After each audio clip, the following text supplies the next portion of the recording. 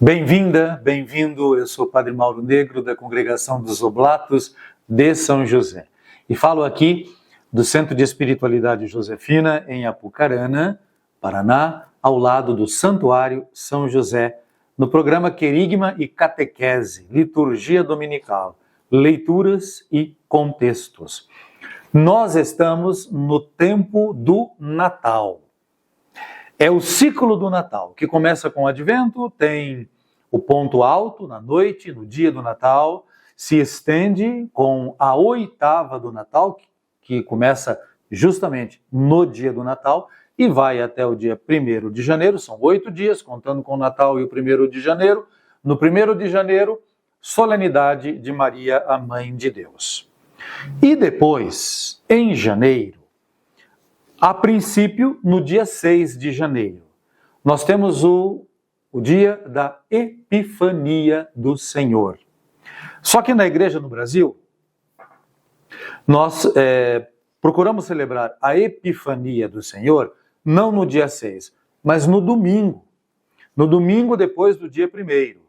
Por quê? O domingo torna mais fácil a presença dos fiéis na igreja para celebrar aquela festa que expressa um mistério muito específico, um evento bem determinado na vida, na presença de Jesus, no Evangelho que ele quer nos transmitir. Epifania.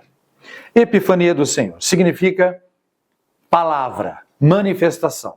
Grande palavra, grande manifestação. Essa Epifania do Senhor é dita assim, de modo folclórico, como Dia de Reis. E eu não entendo por que é Dia de Reis, porque não tem reis envolvido, tem magos, mas não são reis. Eu não sei por que vias que esses magos acabaram se tornando reis.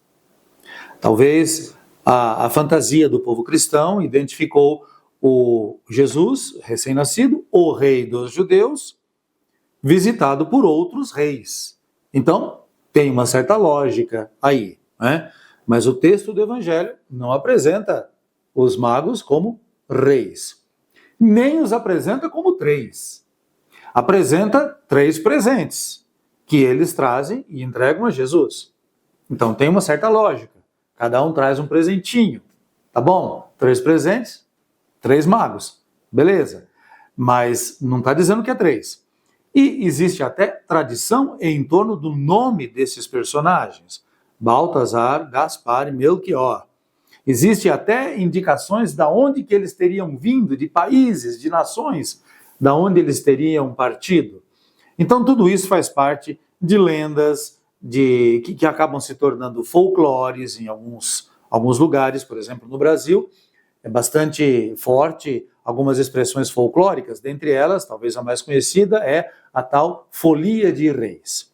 Então nós estamos falando de folclore. Também em outros lugares existe folclore em torno disto daí, como existe uma fada mágica que sai nesse dia entregando presente para as crianças em alguns lugares. Aqui no Brasil não é conhecida essa tradição. Em outros lugares existem outros tipos de tradição. Bem, nós encontramos em um certo local, inclusive, uma catedral dedicada aos magos, ou aos reis magos. Até que ponto isto é histórico, é muito difícil a gente realmente compreender isso daí, né? E não dá para controlar, absolutamente não dá para controlar isso daí. Então nós vamos deixar todas essas coisas e nós vamos nos fixar no mistério que a solenidade de Epifania do Senhor quer nos transmitir. Este é o importante, porque o mistério diz respeito a Jesus. Então vamos tentar entender o que este dia quer nos transmitir.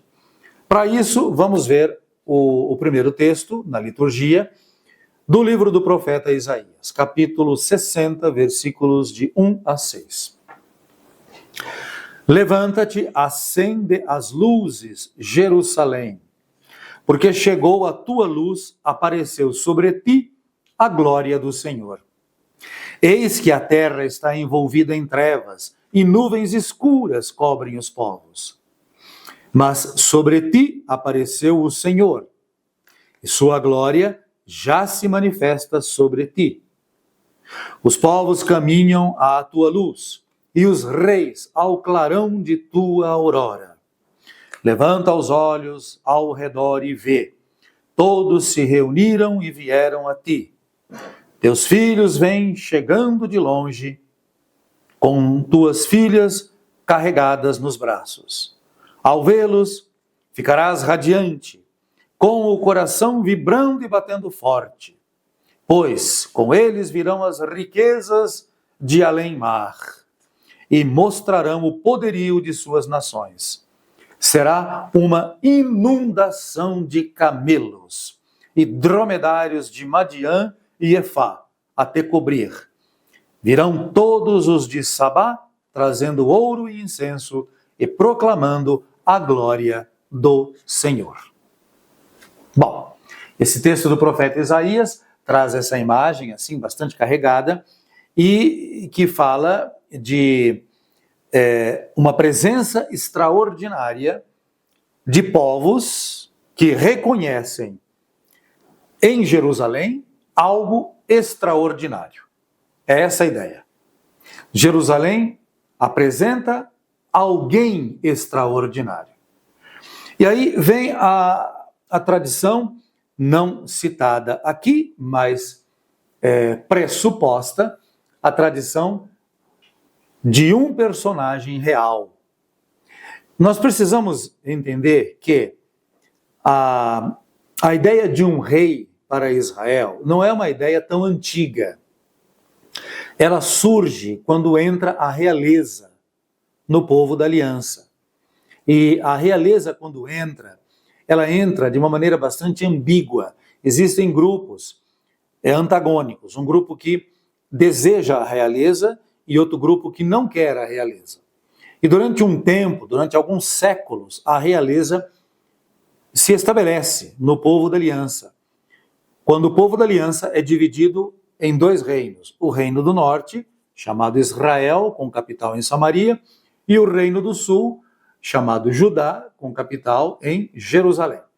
O reino do sul mantém, segundo o texto bíblico, a linha sucessória, a dinastia de Davi. O reino do norte perde a dinastia de Davi e entram outras dinastias.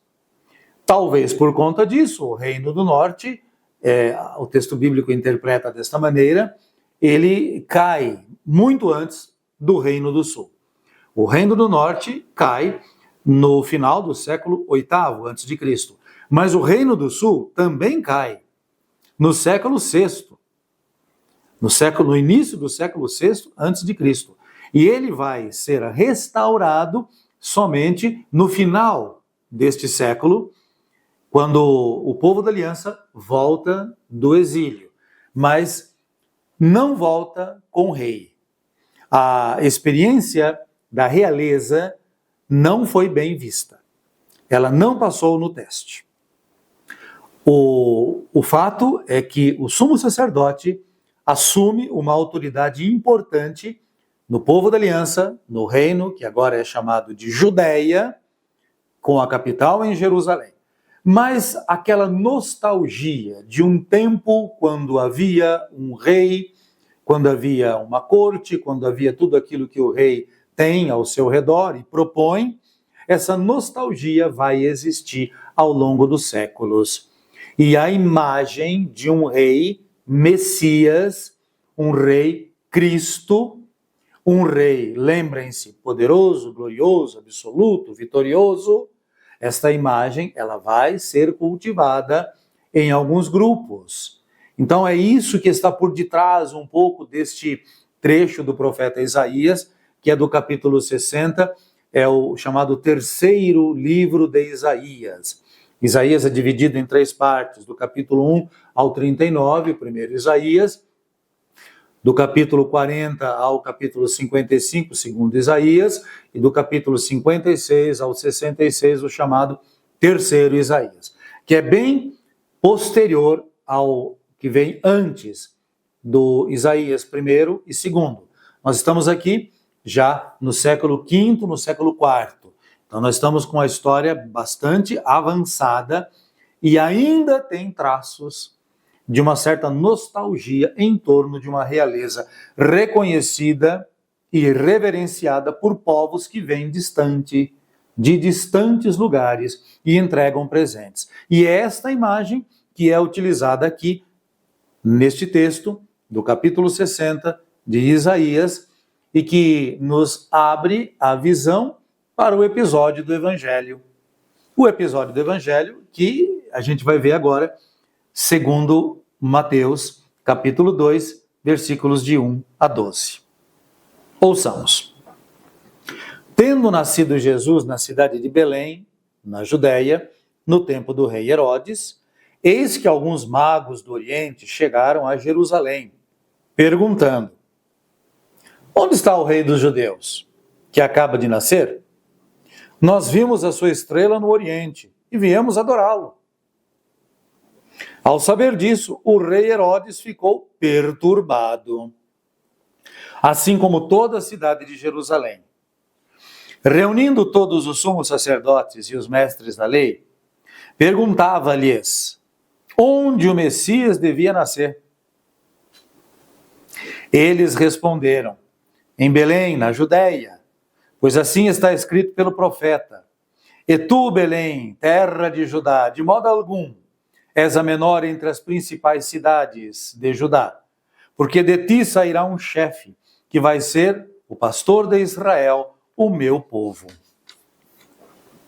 Então Herodes chamou em segredo os magos e procurou saber deles cuidadosamente quando a estrela tinha aparecido. Depois os enviou a Belém, dizendo: ide e procurai obter informações exatas sobre o menino. E quando o encontrardes, avisai-me, para que também eu vá adorá-lo. Depois que ouviram o rei, eles partiram. E a estrela, que tinham visto no Oriente, ia adiante deles, até parar sobre o lugar onde estava o menino.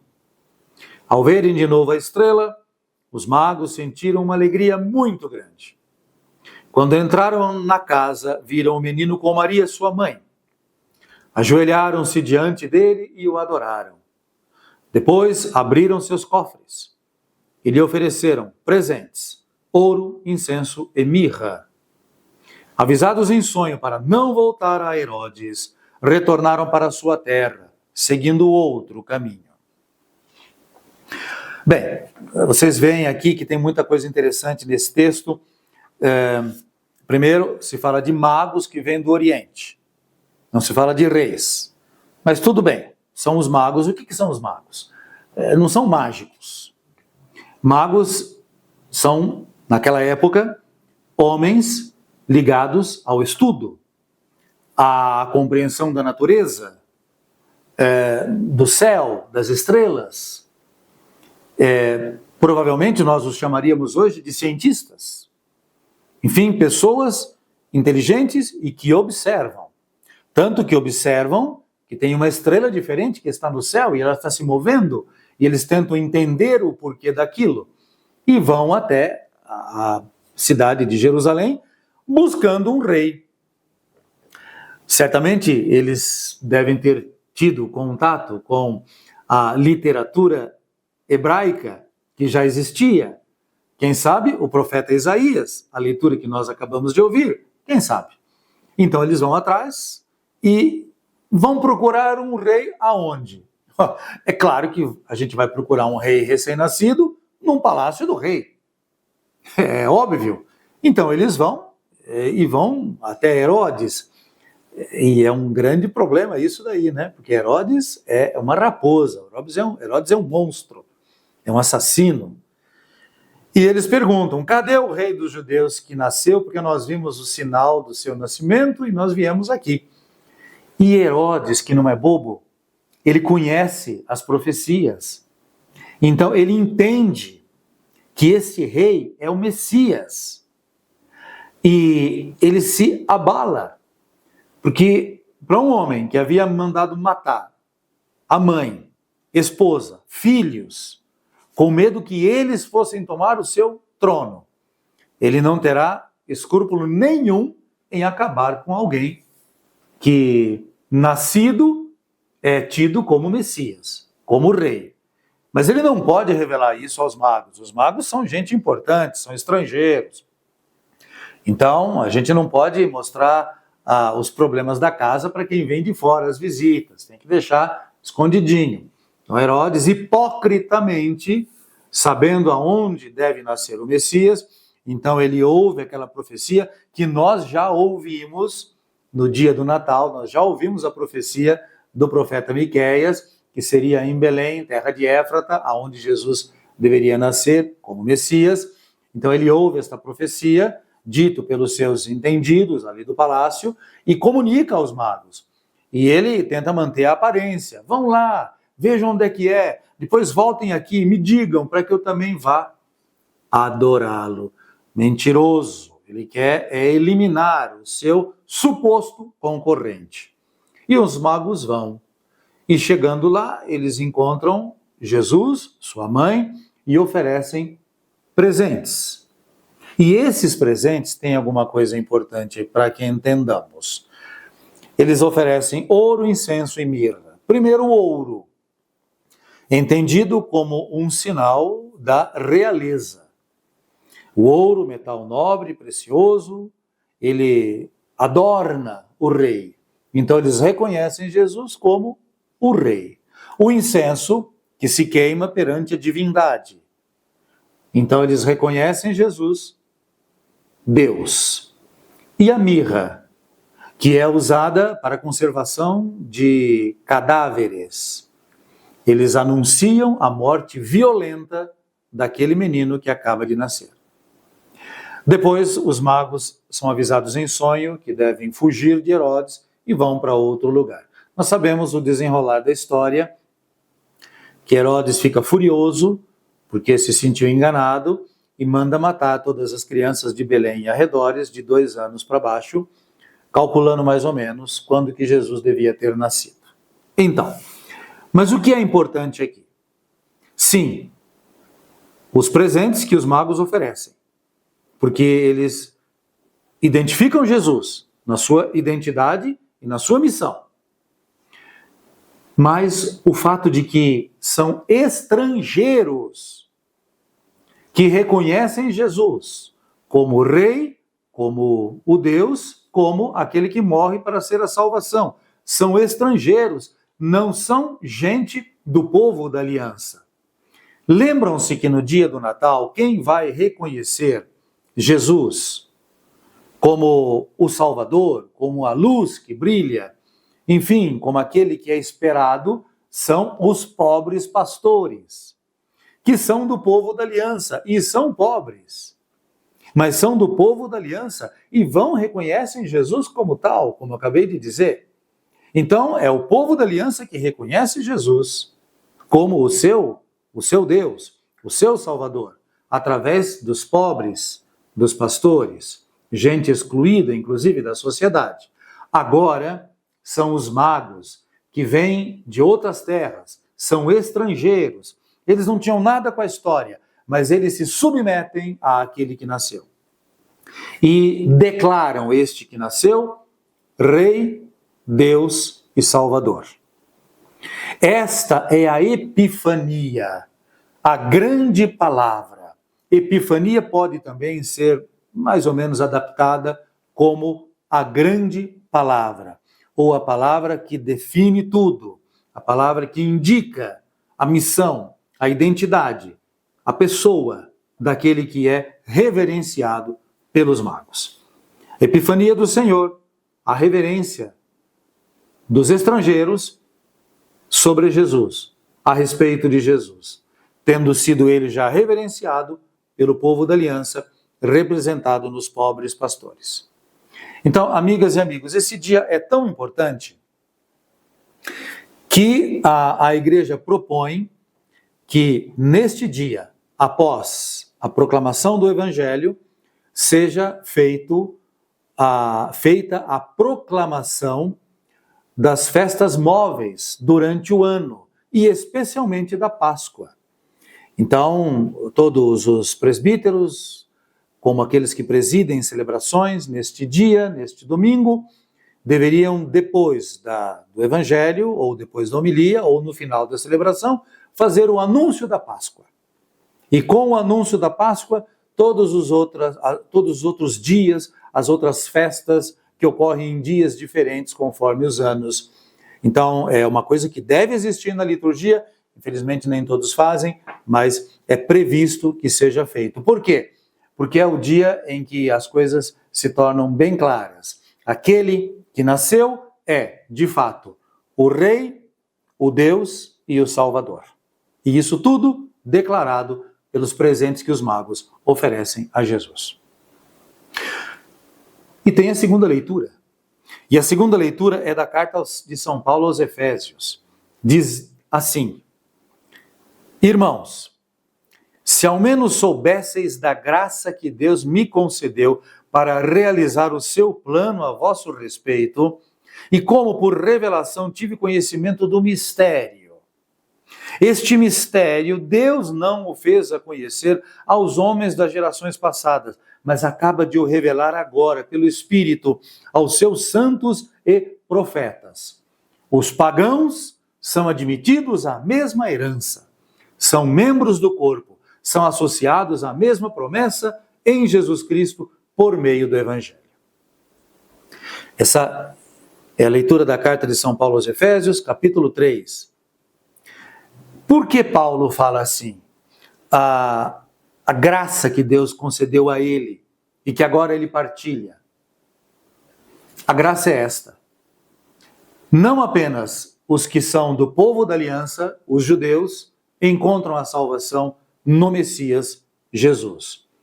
Mas todos, também aqueles que não foram preparados para tanto, os que estão fora do povo da aliança, aqui são chamados pagãos. Eles também são admitidos nessa nova ordem que se inicia com a pessoa de Jesus. E se nós olharmos bem, todos nós dependemos disto daqui que acabamos de ouvir, porque a maioria de nós, eu creio, não tem antepassados judeus, e nenhum de nós, provavelmente, é de família judaica, de maneira que nós somos todos vindos do mundo pagão. E nós entramos dentro da dinâmica do Messias, que não é só para os judeus, mas é para todos aqueles que se abrem ao mistério. E que mistério é esse? É o Cristo Senhor. Ele é o mistério. Mistério não é uma coisa que eu não conheço. Lembrem-se, mistério não é algo que eu não conheço. É algo que eu posso conhecer.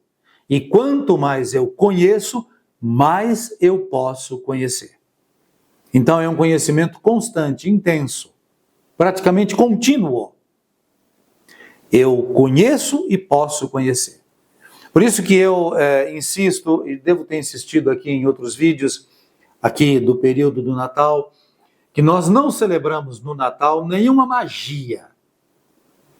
A magia do Natal. Não tem nada a ver. A fantasia do Natal. Não tem nada, não é isso. Nós celebramos o mistério do Natal. Porque o mistério é a ação de Deus, é a ação de Deus na história, nas pessoas. E mistério não é uma coisa que eu não conheço, é uma coisa que eu posso conhecer. E quanto mais eu conheço, mais eu posso conhecer. Este é o mistério, algo inesgotável.